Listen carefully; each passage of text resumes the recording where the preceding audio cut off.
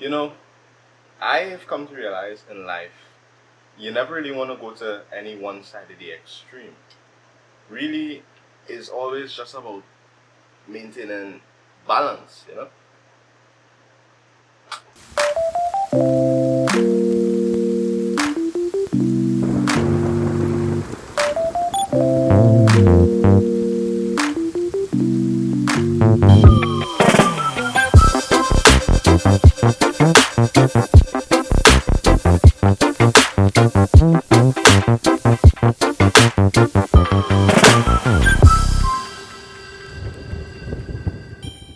Hey guys, Lyrics Messiah here again, and like I said yesterday, this week we're talking about gear.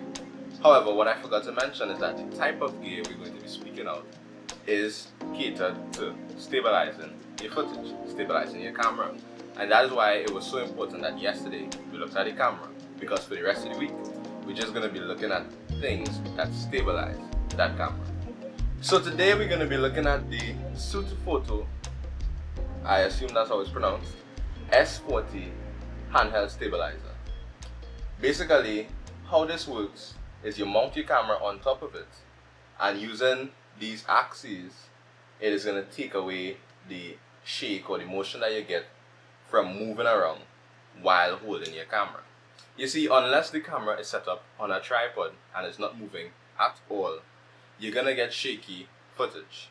Even if you're holding it while you're standing still, your hands will get tired, you will shake a little bit. Just the breathing of your lungs is going to shake the camera up a little bit. These equipment that we're talking about this week, they're supposed to help reduce some of that motion from you just being, an unstable human being. Now, with every single one of these items, the first step is always going to be to set up your camera. So you're going to want to set up your camera exactly how you plan to use it while filming. I will explain a little bit more about that a little bit later, but just know the first thing you have to do is set up your camera. Like I mentioned yesterday, we're going to be looking at the cheapest to the most expensive. So this is the cheapest sort of stabilization that I currently own. The Sutefoto S40 costs about $50 US. And so, as you can see, it's small. It's basically a small handheld stabilizer. The way these stabilizers work, I have to pull out the whiteboard. We have three axes of movement. I'm going to draw the third one as a green dot because that one comes out of the whiteboard, but the whiteboard is not three-dimensional, so can't really show that. So your camera could either move forward or backward, left or right, and then up and down. Looking at this piece of equipment right here, what you would recognize is that you have joints basically, and on these joints they are absorbing your motion. So if you were to just be shaking up and down, you notice this is doing the movement and not the entire system. So this is more removing some of that micro movement from you just being jittery. Similarly, left to right, you notice it's rotating. So the side to side movement, you're getting a little bit of reduction on the shake. So again, it's trying to stabilize your footage in terms of moving forward and backward. Well, once your camera is on here, it's supposed to be stabilized in such a way that the whole system moves rather than the shakiness. Now, before I get into setting up this stabilizer, let's talk about what comes with it. So these are the items that came with it for me, and as you recognize, it could get smaller. At the bottom, what you see here, these are weights, and it came with those two as well as 4 additional weights. The other 4 weights are smaller, so you could either use the big ones by themselves, the small ones by themselves, or a combination of big and small or multiple small ones. Apart from those things, it also came with these 2 pieces here, which connects to your camera, connects to itself, and then connects to the stabilizer. And the stabilizer is, like I mentioned, from Sutefoto. I don't know. How do you guys think this is pronounced? I don't know if you could spell out the pronunciation in the comments for me. Now, how does it come together? Well, this portion at the top here is where the camera connects, and then that attaches to this other portion right here, which allows you some movement for adjusting weight, which we will get to in a second, and then that goes onto the camera itself, and that's the basic setup. Now, that's how you put it together, but the important thing is balancing your stabilizer. Once your stabilizer is balanced, it's going to help reduce some of the motion. If it's not balanced, then it's just going to add to the shakiness. Like I said, we set up our camera as it's going to be. So for me, I'm not going to have this on my camera while I'm shooting, so I'm going to take it off now. If you were going to use a mic, you put it on, you know, things like that. The first thing you want to do is connect the camera to what we call the base plate. And there's a screw here, and there's, you know, a little, what do we call that, port for the screw at the bottom of the camera, and you just screw it in, just like that. Now, in terms of how you position it, in terms of forward or backward, that's up to you. I would give it more room at the front in terms of sliding this more forward than backward, and that's because the majority of the weight of the camera is concentrated in the body. If you have a really heavy lens, then okay, it'll be a little different. But I don't think the front of the camera is heavier than the back of the camera, so I'm going to add a little bit more weight to the front by putting the base plate more forward. So once that is done, we take this other part, which I showed you, disconnects from the stabilizer, and we're going to put this into here. Now, the stabilizer has some markings on it, which you could utilize to remember, you know, well, this is where I positioned it.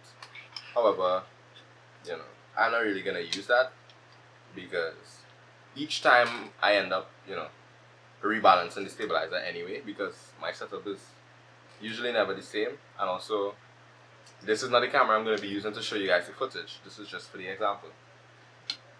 So once that is attached, you then put this whole system, again, you want to make sure that your markings line up, if you're going to be using them, into the stabilizer. Now, once you've done all of that, the stabilizer is set up, but it's not balanced. So if I hold it, you see it wants to fall over. Now, usually when you're doing this, you're going to want to have a stand to rest on. So a light stand, or I don't know, some sort of pole that could fit into the hole at the bottom of the grip. I don't have any stands on me right now, so I'm just going to do this by hand. So what I want to do is look at it, see where it's leaning. First thing I want to look at, is it leaning forward or backward? It's tilted to the side, but I want to see, is it, okay, so it's leaning backward. So what I'm going to do is loosen this screw right here, slide it forward, yeah? Okay, so now I'm not really getting much forward or backward rocking, I'm getting a left to right swing. So it's swinging that way, so I want to move the system the other way. So we go over to the other side, still leaning, still leaning. Okay, so now it started leaning the other way, carry back just a bit, and I recognize it's also moving backward. So again, we loosen this and we slide forward. And what you recognize in balancing stabilizers is a lot of back and forth micro adjustments until you get it right. However, it is definitely worth the time. And well, would you look at that? We basically have stable movement here, however, it has a slight lean. Yeah.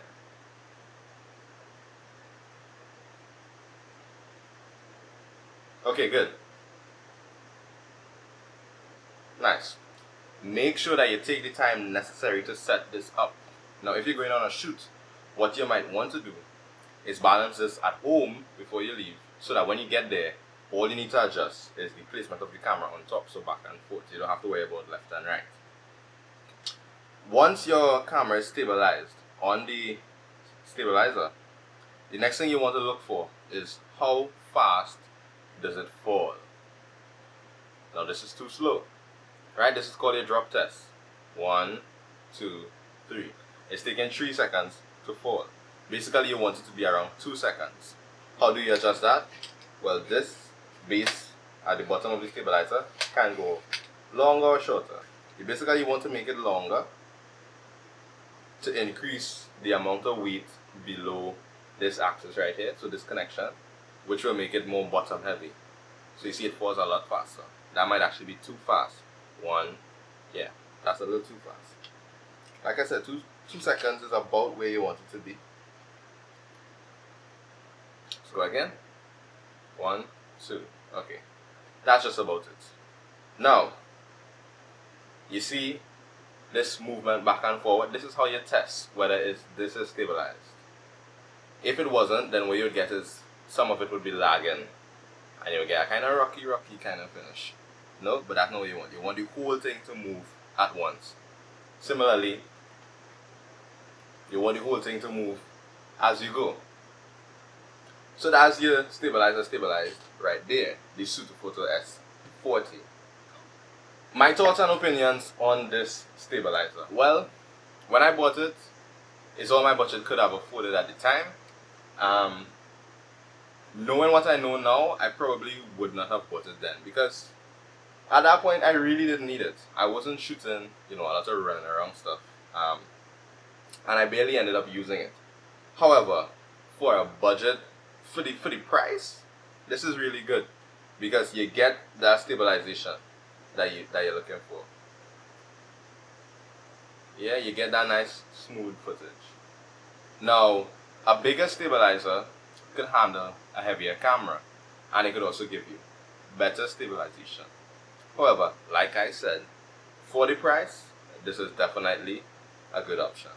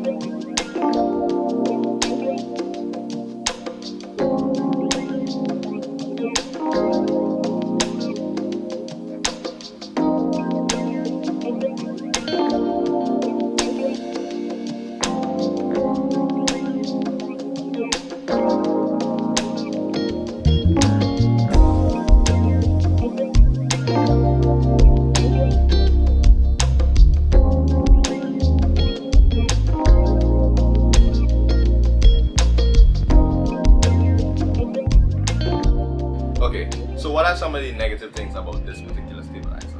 Well, apart from it not being able to handle very heavy cameras, these bubble level indicators.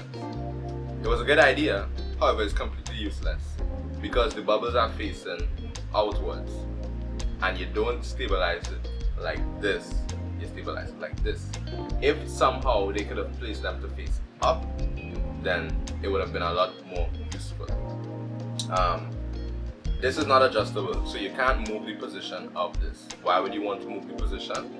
Well, sometimes to get the weight at the top equal to the weight at the bottom, rather than adjusting the weight, you might just move this position. On different stabilizers that allow it.